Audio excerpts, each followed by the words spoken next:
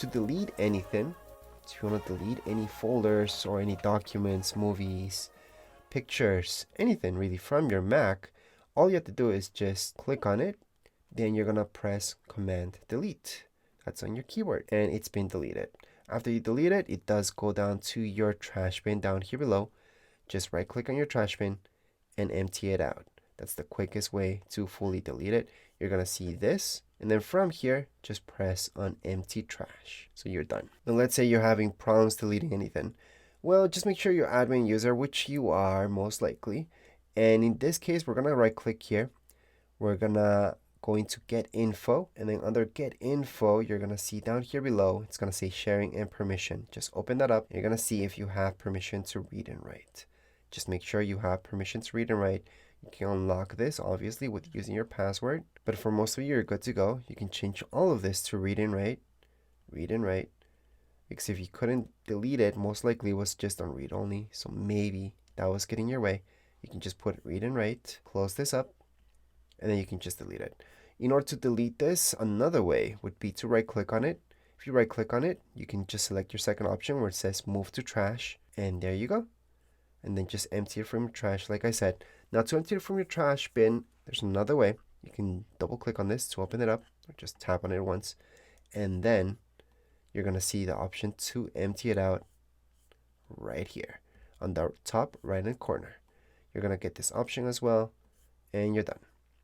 So that's how you guys can delete any files right here on your Mac. If you want to delete any programs, then you could do it the exact same way, or download an app that's called App Delete. That's what I use, but you don't need it. You can just delete it from here, just like I deleted all those folders. If you're downloading an app right here that's not from the App Store on your Mac, all you have to do, for example, I'm downloading this one right now. Obviously, click on Allow. It's going to go directly to your downloads folder. And in this case, it's right here. So let me just go on and open it up just by clicking on it. It's going to say open, yeah. And then you're going to see this installation. Just follow the installation right through, install, and it's going to download it. It's basically going to download the app and move it into your applications folder. And that's how you do this. So right now, just by following that, it's already installed. With a DMG file, it's going to be pretty much the same thing. And I can check out any applications just by going to Finder. I'm going to open that up.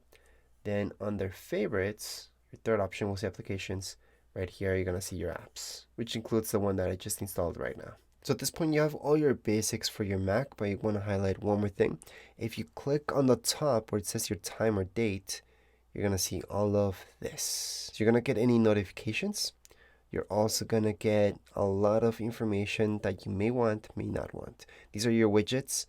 And I'm not going to show you too much into this. There's other videos that go really deep into widgets, but I just want to highlight that you can edit these. You can have less or more, but from what I've seen, not that many people even use these widgets.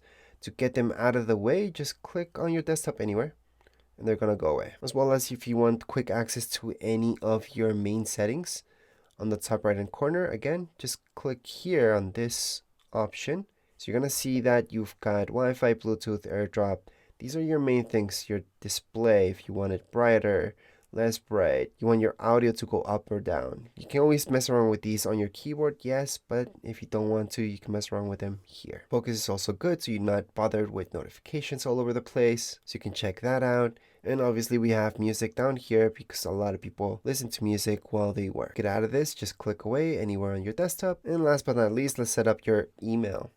So down here below, you're going to see mail. Just tap on it. You're going to see this if it's setting up for the first time. Then it's going to show you your inbox. This will only be for your iCloud email. However, you can set up any email in here in this app. So you can add your Gmail, Hotmail, any email that you want, you can add it on here. And in order to do that, you just go on the top left-hand side of your screen. You're going to see mail. Just tap on mail. And here, you're going to see this, accounts and settings. What you want to do is going to add account, which is your third option. Well, technically fourth option down here below.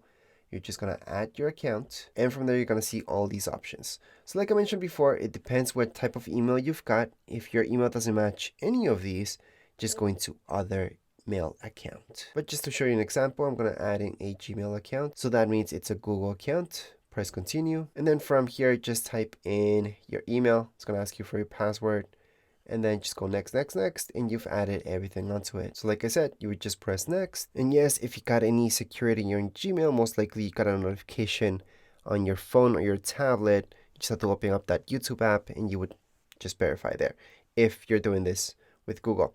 Now you can also add your Gmail into your contacts. So you're just adding your contacts into here, this app, calendar. You can sync up your notes. You can sync up anything from Google really. And I suggest just clicking on everything. You don't have to. This is just for mail. But anyways, let's just tap on done. And at this point on your left hand side, you should see after just a little bit, just wait for it. It's going to load up everything for you. And everything does keep loading for me right now. It's refreshing. I'm going to see Google. So that's my other mail account. So on the top of your mail, you're going to see all these options. You're going to see all inboxes. You're going to see your iCloud or Google.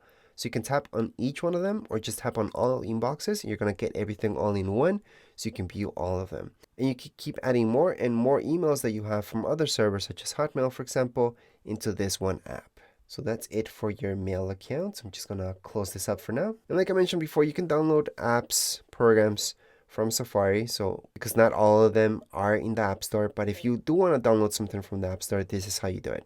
So just open up your App Store. And from here, we're just going to continue on. And I'm going to give you an example. So you can enable notifications or not with the App Store. What I would do is just not. I just get way too many notifications. And then from here, you're just going to search for the app that you want. So we're just going to search for Final Cut Pro, for example. And let's say I didn't buy Final Cut Pro yet. Then what I would see on that specific app would be a price. Obviously, it's not $2.99. This is just another app, but this is just to give you an example. Right now, since I bought this before, I'm going to see this. So all I have to do is just download it. And there we go. I'm downloading the very first app into this Mac. Now, if I want to download any other apps, such as, let's say, Compressor, I can just search up for it. Again, something I bought before.